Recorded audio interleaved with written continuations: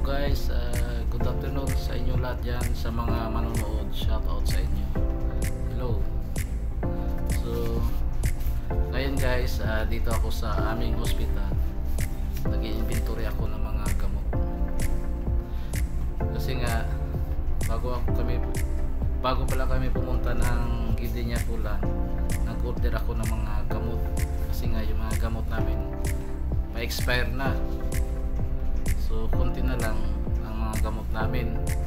Kaya nag-request ako ng mga bago para madagdagan yung mga gamot namin. So yung mga expired na mga gamot, tinapon na namin yun guys sa Sure facility. Kaya bago kami magtapon ng mga expired na gamot, gumagawa kami ng landing report na katunayan ng gamot na yan ay tinapon namin kasi nga bawal yan na itapon sa dagat. At kung itapon, pwede naman siya itapon, kaya lang siyempre wag mo i-report. Kaya lang ang problema doon, kung hanapan ng mga authority, so saan yung mga gamot yun na expired, di wala akong maipapakita.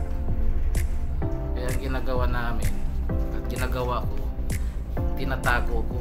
Kaya marami akong gamot na expired. Halos isang plastic na malaki garbage bag, puno yun guys. Halos na gamot namin expired na kasi nga sa matagal na yung mga gamot na yun.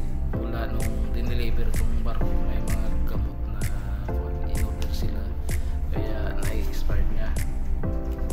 Kaya nag-order ako ng panibago at dagdag. So ipapakita ko sa inyo guys kung anong mga gamot na in-order ko.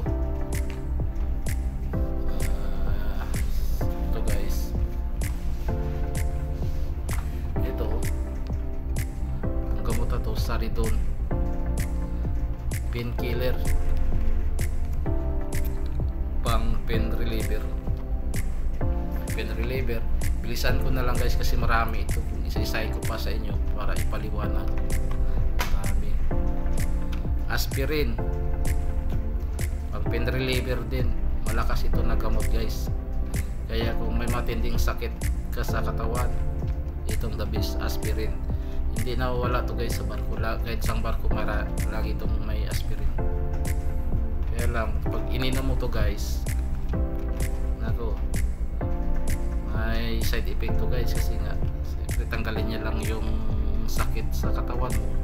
Pero yung pang temporary lang ito guys kaya pain reliever, mga ilang minutes, ilang oras, babalik din naman yung sakit. So mas maganda kung may sakit ka talaga, magpa-check up sa doktor. So ito mga gamot dito guys, pang temporary lang ito para naman maibsan, matanggal ng temporary yung mga naramdaman sa katawan. So yung mga major, siyempre kailangan na idali na yan sa hospital. Pero pag mga minor lang, tulad lang naman mga sakit na lagnat, trangkaso, sipon, ubo, saka yung mga mga sugat. So dito guys, marami dito, pwede dito. Hindi na kailangan pumunta ng doktor, kaya naman ng mga gamot. Pero kung malala na talaga, siyempre i-request natin yan sa opisina, sa kumpanya natin na gagawa tayo ng report, request na yung isang tao, isang grupo na kailangan i-check up para mabigyan ng lunas. So ito dito mga gamot guys, pang temporary lang ito. So aspirin, mayroon din Vicks.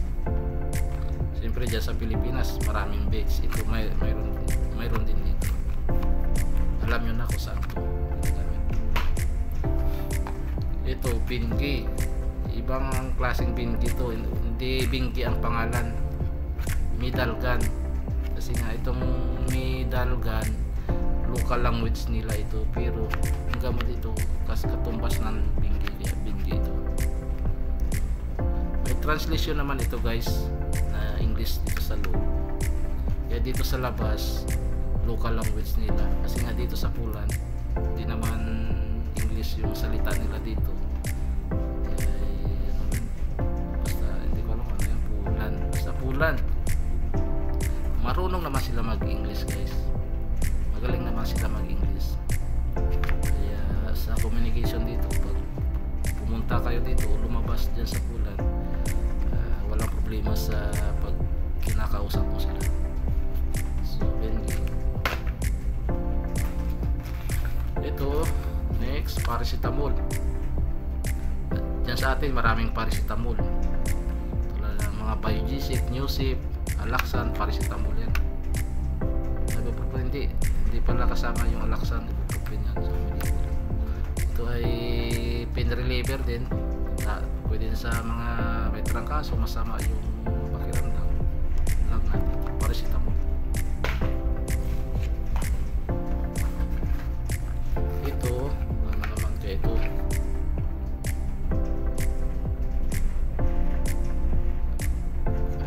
eye drop, neomycin eye drop sa mata, eye drop. Next cetirizine. Yan, cetirizine sa mga kuha naman to, allergy, may allergy. Tumbas ng gamot na to sa atin, antihistamine. So dito cetirizine, tablets to guys. So may mga allergy antihistamine, o sa atin mayroon ito antihistamine. Ito sa one national na to, cetirizine.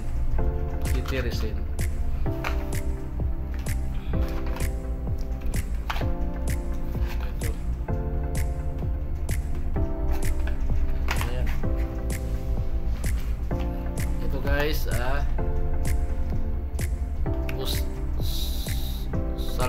salbutamol, yung may mga hika, pwede to guys. Yan, ganun, salbutamol sa mga hika, may asma. Ito dadala nga ako nito pag uwi, dadala ako nito para sa hika. Kung gusto nyo nito pag uwi ko, hingin nyo sa akin yung dala ko.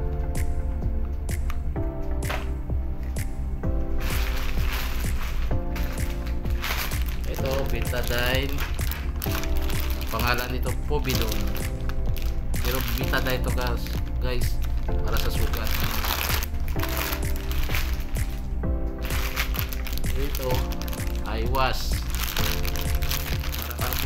eyewash sa mata naman to, paghugas sa mata, yung mga natalsikan ng mga particles, mga ano dyan na parang napupuwing ka. Ito paghugas.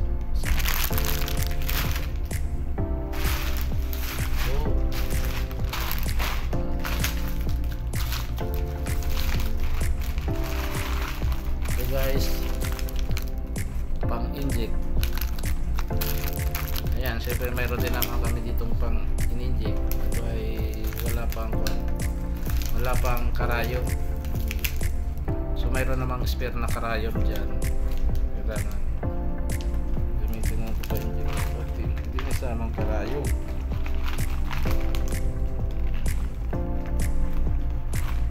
Walang karayom. Guys, sirens. Ako marunong naman ako guys mag-inject, kasi nga nung nag-training ako sa training center, tinuruan kami kung paano mag-inject sa braso. Kaya sa sino gusto mong pa-inject dyan, tawagan nyo lang ako. Baka iba iniisip nyo na inject ka.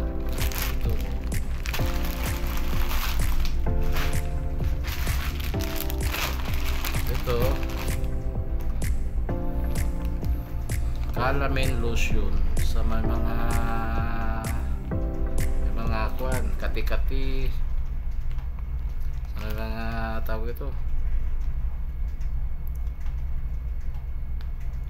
makati, may kagat na mga lamok, mga bites, insect bites. Saka sa mga makati sa balat, pwede ito Calamine lotion.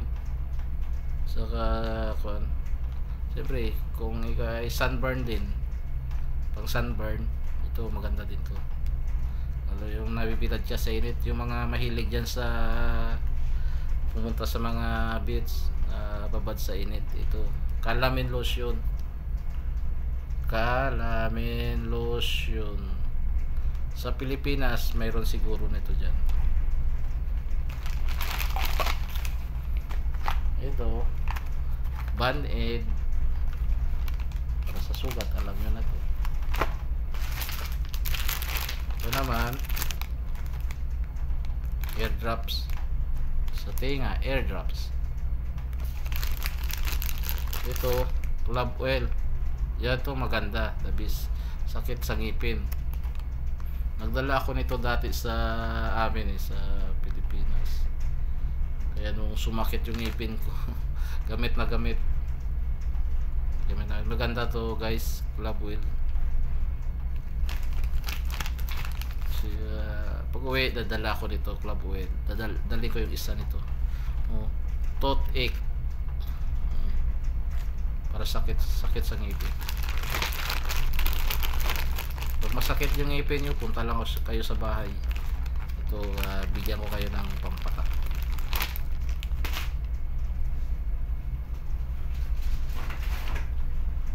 Ito first aid kit. Ito lahat ng gamot na pang first aid nandito na. Yung mga kailangan, hindi na kailangan na maghanap pa dyan isa-isa sa cabinet, kasi ito pang madalian, mabilisang lunas, yung madalian na rescue. Halimbawa yung may na aksidente dyan, so kailangan mayroon ka nito, bitbitin mo na lang at bubuksan, saka mo bibigyan ng first aid yung casualty o yung biktima. So mayroon akong in-order na apat ito guys. Nung una naka-order na ako, isa lang binigay, ngayon binigay na 4. Mayroong mga location ito guys sa barko.